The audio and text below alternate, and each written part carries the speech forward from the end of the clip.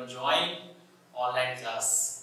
Class 9 previous class में हमने बात करी थी fundamental unit of life cell के इंट्रोडक्शन में हमने बात करी थी और हमने देखा था किस तरह से सेल क्या है. Cell is the structural and functional unit of life. ये इन बातों को हमने समझा था. तो आज हम बात करेंगे structure of the cell. As you know, जैसे कि आप क्लास 8 में भी इस टॉपिक को आपने थोड़ा सा कवर किया है और आपको कुछ पता भी होगा. तो आज हम बात करेंगे स्ट्रक्चर ऑफ सेल. कोशिका की संरचना कैसी होती है. There are 3 main components of cell. Structure of the cell में 3 मेजर कंपोनेंट्स होते हैं. सेल मेम्ब्रेन, जिसे हम कोशिका कला कहते हैं, न्यूक्लियस केंद्रक, साइटोप्लाज्म, जिसे हम कोशिका द्रव्य कहते हैं. सपोज दैट ये आपका सेल है, ओके, और इस सेल में ये आपका न्यूक्लियस, इस न्यूक्लियस के अंदर न्यूक्लियोप्लाज्म, और आप देख रहे हैं मैंने 3 चीजें यहां पे आपको जैसे अभी बताई कि ये 3 इंपॉर्टेंट इसके स्ट्रक्चर ऑफ द सेल के कंपोनेंट्स हैं. ठीक है, जैसे ये आपका हो गया सेल मेम्ब्रेन, इसको हम यहां पे, और ये आपका न्यूक्लियस हो गया, और ये आपका अंदर जो जेली लाइक सब्सटेंस है साइटोप्लाज्म. इन तीनों के बारे में हम बारी बारी से बात करेंगे. तो सबसे पहले बच्चों सेल मेम्ब्रेन, इसको हम प्लाज्मा मेम्ब्रेन भी कहते हैं. जैसे आप देखते हैं, आप अपने घरों में रहते हैं, आपके घर के चारों ओर वॉल होती है या गेट लगा होता है. गेट क्यों लगा होता है? ताकि बाहर से कोई भी अंदर कोई भी अपनी मर्जी से ना चला आए. यानी आप उस गेट को नॉक करना पड़ेगा, तब आपके घर में उसे एंट्री मिलेगी. वैसे ही सेल है, सेल मेम्ब्रेन है बच्चों. सेल मेम्ब्रेन का वर्क क्या है? ये किसी भी सेल के अंदर आने से पहले उसकी जांच करता है कि इसको अंदर जाना चाहिए या नहीं जाना चाहिए. इसीलिए इसकी जो मेम्ब्रेन होती है उसको हम बोलते हैं सेलेक्टिव परमेएबल मेम्ब्रेन, अर्धपारगम्य, ठीक है, झिल्ली जिसे हम कहते हैं. ठीक है, और ये किसकी बनी होती है? फॉस्फोलिपिड की बनी होती है. इसका मेन फंक्शन क्या है? It regulate the amount of molecule in and out of the cell. Okay, ये सेल के अंदर में कौन से कंपोनेंट जाने चाहिए और कौन से नहीं जाने चाहिए, उन सब की एंट्री को रेगुलेट करता है. कौन? सेल मेम्ब्रेन या प्लाज्मा मेम्ब्रेन.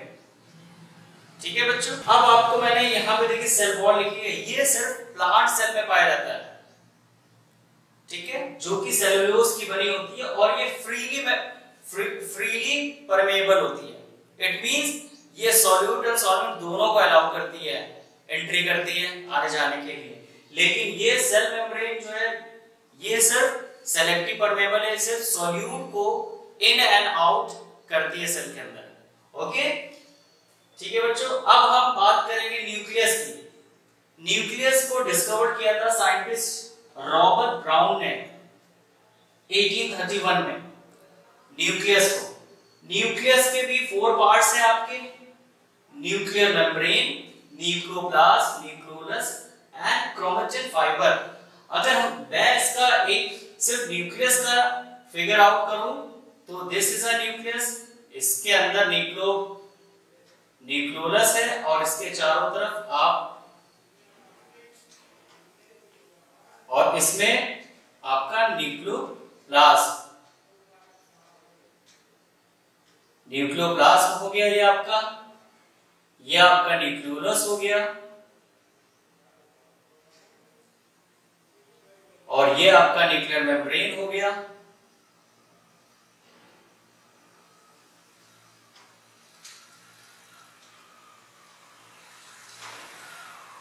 और ये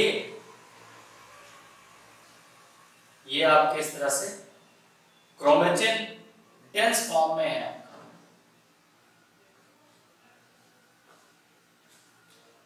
तो इस तरह से बच्चों आप देख रहे हैं न्यूक्लियस का का आपका 4 पार्ट्स हैं।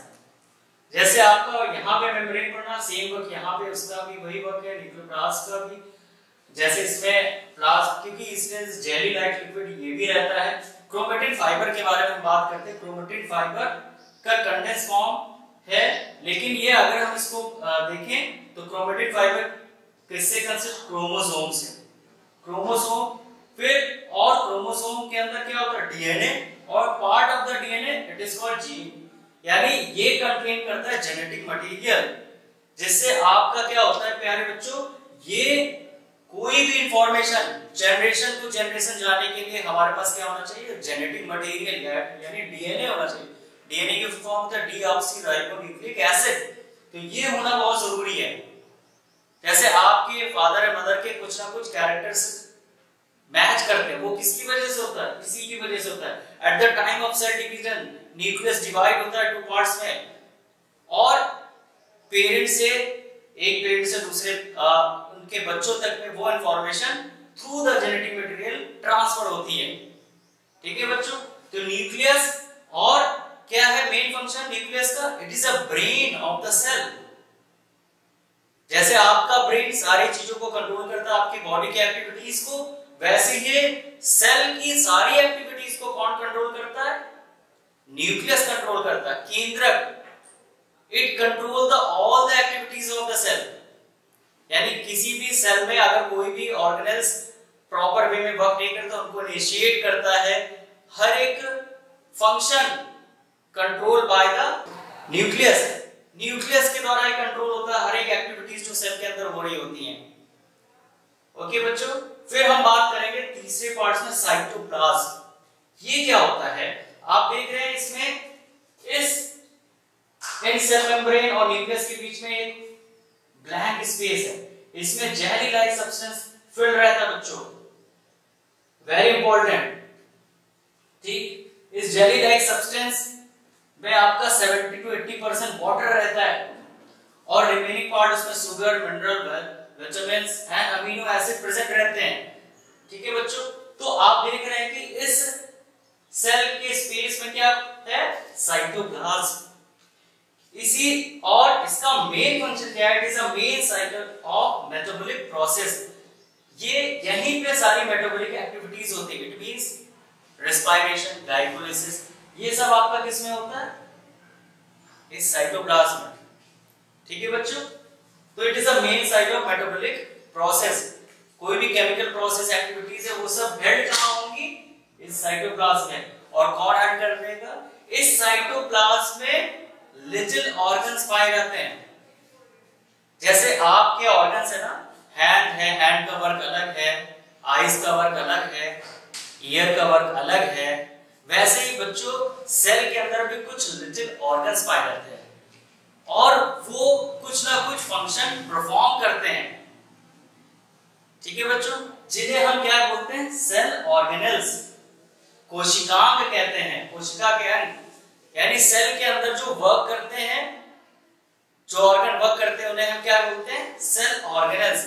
ये डिफरेंट टाइप्स के होते हैं। यहाँ पे मैंने कुछ नाम लिखे हैं, जैसे आप अगर हम पढ़ें, endoplasmic reticulum, mitochondria, ribosome, lysosome, Golgi bodies, vacuoles and plastid.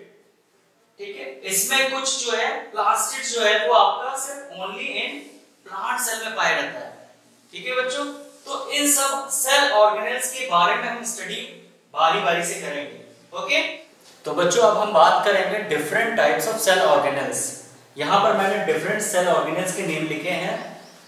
सबसे पहला है एंडोप्लाज्मिक रेटिकुलम, दूसरा है माइटोकॉन्ड्रिया, तीसरा है राइबोसोम, चौथा है लाइसोसोम, पांचवा है गोल्गी बॉडीज, छठा है वैक्यूल्स एंड सातवां प्लास्टिड। प्लास्टिड सिर्फ बच्चों मैंने यहाँ पे इसका लेबलिंग यहाँ पे नहीं किया है, क्योंकि ये प्लास्टिड जो है it is found only plant cell, यह सिर्फ पादप कोशिका में पाया जाता है।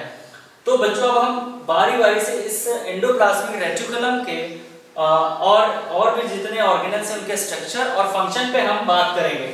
एंडोप्लाज्मिक रेटिकुलम देख रहे हैं आप, it is a irregular network बनाया हुआ है इसमें, देखिए। ठीक, तो और इसमें आप देख रहे हैं कुछ पे ये छोटे छोटे डॉट्स लगे हुए हैं, ये राइबोसोम्स हैं। ये राइबोसोम्स, जिसमें राइबोसोम्स एंडोप्लाज्मिक रेटिकुलम में लगे रहते हैं उसे हम रफ एंडोप्लाज्मिक रेटिकुलम कहते हैं, और जिसमें एंडोप्लाज्मिक रेटिकुलम नहीं चिपके रहते हैं उसे हम क्या बोलते हैं, स्मूथ एंडोप्लाज्मिक रेटिकुलम। तो बच्चों एंडोप्लाज्मिक रेटिकुलम का मेन फंक्शन क्या है, इट ट्रांसपोर्ट द मटेरियल, ठीक है, ये और it provide the framework to the cell, ये सपोर्टिव फ्रेमवर्क प्रोवाइड करता है पूरे सेल को। ओके बच्चों, अब हम बात करेंगे माइटोकॉन्ड्रिया की। माइटोकॉन्ड्रिया का स्ट्रक्चर आप देखें तो किस तरह से ओवल शेप में है, डबल वॉल्ड मेम्ब्रेन है, ठीक, फर्स्ट एंड सेकंड वॉल, और आप देख रहे हैं इसमें फिंगर लाइक प्रोजेक्शन है जिसे क्रिस्टी कहते हैं। Mitochondria it is also called power house of the cell. Why it is called power house of the cell, क्योंकि ये पूरी कोशिका को क्या करता है, ऊर्जा प्रदान, it provide energy to the cell, it is a main site of cellular respiration and release energy, and this energy store in the form of ATP. ATP means होता है एडेनोसिन ट्राइफॉस्फेट, इस फॉर्म में energy store रहती है। कोई भी metabolic activities होगी तो ये एनर्जी प्रोवाइड करेगा, ठीक। तो माइटोकॉन्ड्रिया का मेन फंक्शन है पूरी कोशिका को ऊर्जा प्रदान करता है। It is a main organelles of mitochondria बच्चों। अब आगे बढ़ते हैं राइबोसोम्स। राइबोसोम आप देख रहे हैं, it is a numerous granule like structure and scattered in the cell, ठीक, ये एनिमल सेल का स्ट्रक्चर है, जैसे आपको मैंने पहले बताया। राइबोसोम ग्रैन्यूल्स टाइप में इस तरह से पूरे कोशिका में फैले हुए हैं। तो आप देख रहे हैं ribosome it is a granule like structure, it's main function is protein synthesis, protein का निर्माण करता है। कौन करता है, राइबोसोम। आगे बढ़ते हैं लाइसोसोम्स, ये भी डिफरेंट शेप्स के होते हैं, वेसिकल टाइप के होते हैं, और लाइसोसोम्स में कुछ डाइजेस्टिव एंजाइम्स पाए जाते हैं बच्चों, और ये डाइजेस्टिव एंजाइम्स क्या करते हैं, जो फॉरेन सब्सटेंस होते हैं उनको डिस्ट्रॉय और उनको डाइजेस्ट कर लेते हैं। कोई भी फॉरेन सब्सटेंस अगर आ रहा है जो सेल में नहीं आना चाहिए, उनको ये डाइजेस्ट कर सकते हैं, इसीलिए इन्हें हम डाइजेस्टिव बैग या पाचन थैली भी कहते हैं। फिर आगे इनका दूसरा नाम भी सुसाइडल बैग, सुसाइडल बैग। ये क्या करते हैं, कभी कभी ऐसा होता है कि सेलुलर जो मेटाबॉलिज्म है वो डिस्टर्ब हो जाती है, और ये क्या करते हैं, जो लाइसोसोम्स जो बस्ट हो जाती है यानी फट जाती है, और इनके फटने से कुछ जो सेल ऑर्गेनेल्स हैं वो डैमेज हो जाते हैं, और कभी कभी उन सेल ऑर्गेनेल्स की डेथ हो जाती है। इसी वजह से उनको हम क्या बोलते हैं, सुसाइडल बैग। और ये क्या करते हैं, पूरी कोशिका को क्लीन करने का काम करते हैं, उनको साफ रखती हैं। कैसे, जो भी सेल डेड हो जाती है, जो भी सेल ओल्ड हो जाती है, उन सबको ये खा जाती हैं, उनको डाइजेस्ट कर जाती है। तो लाइसोसोम्स का भी एक मेन फंक्शन है digestion, okay, through the digestive enzyme. आगे हम बढ़ते हैं बच्चों, पांचवा है गोल्जी बॉडीज। इसका लेबलिंग यहाँ पे है, देखिए ये भी वेसिकल फॉर्म में थैली के रूप में इस तरह से ट्यूबुलर है, स्ट्रक्चर है। इसकी खोज कैमिलियो गोल्गी ने करी थी, ठीक है। इसका मेन फंक्शन क्या है बच्चों, इसका मेन फंक्शन है ये क्या करते हैं, secretion of enzyme and hormone. जहां पे ग्लैंडुलर सेल्स पाई जाती है वहां पर ये वर्क करती हैं, वहां पे ये एंजाइम और हार्मोन को सिक्रीशन करने का काम करती हैं। और दूसरा काम है पैकेजिंग एंड अरेंजिंग, ठीक है। ये क्या करती है, जो भी प्रोटीन बन गया उनको अरेंज करके, उनको पैकेज करके, असेंबल करके उन्हें टारगेट साइट पे भेजने का काम भी करती हैं ये। फिर 6 है वैक्यूल्स, रिक्तिका। आप देख रहे हैं मैंने इसको स्मॉल साइज का बनाया, क्यों बनाया, क्योंकि एनिमल सेल में ये स्मॉल साइज की होती हैं, प्लांट सेल में वैक्यूल्स लार्ज साइज की पाई जाती हैं। इनका मेन फंक्शन है स्टोरेज करना, स्टोरेज ऑफ वाटर, सब्सटेंस, और भी सब्सटेंस जैसे आपका प्रोटीन, ये सबका, ये सब्सटेंस का क्या करते हैं, फूड, पिगमेंट, इन सबको ये क्या करते हैं, स्टोर करते हैं, चाहे प्लांट में चाहे एनिमल में। फिर लास्ट वन इज अ प्लास्टिस्ट। लवक, ठीक है बच्चों। ल्यूकोप्लास्ट, ठीक, ल्यूकोप्लास्ट क्या है? ये प्लास्टिक 3 टाइप्स की है जो सिर्फ प्लांट सेल में पाए जाते हैं, याद रखिएगा बच्चों। प्लांट सेल में ये पाए जाते हैं ल्यूकोप्लास्ट, क्रोमोप्लास्ट, क्लोरोप्लास्ट, ठीक है। ल्यूकोप्लास्ट का कोई भी कलर नहीं होता है, इसीलिए हम इसे व्हाइट कलर, जहां जहां पे प्लांट सेल में जहां पे कोई कलर नहीं है, जैसे पोटैटो आप देखते हैं उसका कोई कलर नहीं होता है, वहां पे ये ल्यूकोप्लास्ट पाई जाती है, याद रखिएगा। क्रोमोप्लास्ट ये कलरफुल होती है, आप देखते हैं फ्रूट्स एंड फ्लावर्स के कलर अलग अलग होते हैं, वहां पर ये पाई जाती है क्रोमोप्लास्ट बच्चों। Student remember it. क्लोरोप्लास्ट जिसके बारे में आप जानते हैं, ग्रीन पिगमेंट, ठीक, जो फोटोसिंथेसिस में हम प्लांट्स की हेल्प करती हैं। अगर ये ग्रीन पिगमेंट ना हो तो फोटोसिंथेसिस रिएक्शन नहीं हेल्ड होगी बच्चों। तो ये प्लास्टिड जो है वो कहां पाया जाता है, कौन सी सेल में पाया जाता है? प्लांट सेल में। That's the main difference between the animal cell and plant cell. And दूसरा मैंने बताया सेल वॉल होती है, अगर यहाँ पे एक और मेम्ब्रेन हम बना दें और सेम स्ट्रक्चर यहाँ पे वैक्यूल का साइज और बढ़ा दे तो प्लांट सेल का स्ट्रक्चर बन जाएगा बच्चों, तो याद रखिएगा।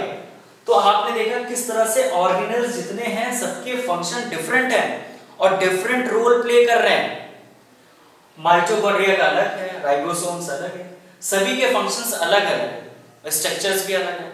ये डिफरेंट एक्टिविटीज मिलकर पूरी सेल को लाइफ को चलाती हैं, ठीक है। एक आपको इंपॉर्टेंट बात बताने चाहिए जिसको ध्यान से सुनिएगा। जैसे मैंने अभी आपको बताया cell membrane, it is a main part of the cell. तो सेल मेम्ब्रेन में कैसे कोई भी मूवमेंट होता है, जैसे आपको मैंने बताया ताकि सेल मेम्ब्रेन क्या है, एक प्रकार का गेट है जो अलाउ करता है, परमिट करता है कि इसको आना चाहिए या नहीं आना चाहिए, जैसे आपको मैंने अभी बताया था। सेल मेम्ब्रेन में कैसे कोई एंटर करता है, कैसे कोई बाहर रहता है, उसमें 2 प्रोसेस आपको समझते हैं। पहला है डिफ्यूजन। डिफ्यूजन बच्चों क्या क्या, इसे हिंदी में कहते हैं विसरण। जब हायर कंसंट्रेशन से, अधिक सांद्रता से लोअर कंसंट्रेशन तक जो मूवमेंट होता है सब्सटेंस का, उसको हम बोलते हैं डिफ्यूजन। डिफ्यूजन में अगर हम गैस की बात करें तो जैसे बच्चों आपको पता है कि एनवायरनमेंट में 21% ऑफ ऑक्सीजन है अप्रोक्स, और सेल में परसेंटेज ऑफ ऑक्सीजन कम होता है, इसीलिए हम इनहेल करते रहते हैं, यानी कार्बन डाइऑक्साइड का कंसंट्रेशन यहां जाता है। ओके बच्चों, हायर कंसंट्रेशन है, लेकिन ऑक्सीजन का कंसंट्रेशन लोअर बाहर की साइड तो आपका हायर कंसंट्रेशन है, लेकिन अंदर ऑक्सीजन का कंसंट्रेशन कम है।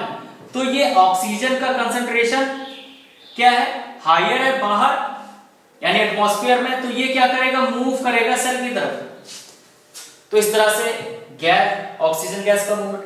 अब देखिए कार्बन डाइऑक्साइड का जो परसेंटेज है इन द सेल वो ज्यादा है, लेकिन बाहर कार्बन डाइऑक्साइड 0.03 अप्रोक्स परसेंटेज है, जिसकी वजह से क्या होता है ये मूवमेंट। तो इस तरह से आप देख रहे हैं ऑक्सीजन एंड कार्बन डाइऑक्साइड का मूवमेंट होता रहता है थ्रू डिफ्यूजन प्रोसेस, इस बात को याद रखना। तो सॉलिड लिक्विड गैस में अगर हम बात कर रहे हैं डिफ्यूजन, तो उसके मूवमेंट को हम डिफ्यूजन बोलते हैं। इन द केस ऑफ बच्चों वाटर के केस में अगर बात करें H2O के केस में, तो movement of the water through higher concentration to the lower concentration through semi permeable membrane, it is called osmosis. दूसरा प्रोसेस है ऑस्मोसिस, ये हम बात करेंगे किसके केस में, वाटर के केस में। तो वाटर का जब मूवमेंट होगा हायर कंसंट्रेशन से लोअर कंसंट्रेशन, तो उसे हम क्या बोलेंगे बच्चों, ऑस्मोसिस। इसमें हाइपर और हाइपर जब ज्यादा, हाइपर और हाइपोटोनिक, हाइपर मतलब ज्यादा, टोनिक मतलब गाढ़ा। जब हाइपर यानी आपका जब गाढ़े द्रव से होता है मूवमेंट तो हाइपरटोनिक, और हाइपोटोनिक कब होगा, जब कम गाढ़े की तरफ से मूवमेंट होता है तो हाइपोटोनिक भी होता है, ठीक है। तो ऑस्मोसिस एंड डिफ्यूजन, ये बात आपको समझ में आ गई होगी। तो आज बच्चों हमने इस structure of the cell topic में हमने बात करी है कैसे स्ट्रक्चर ऑफ सेल होते हैं, ठीक है।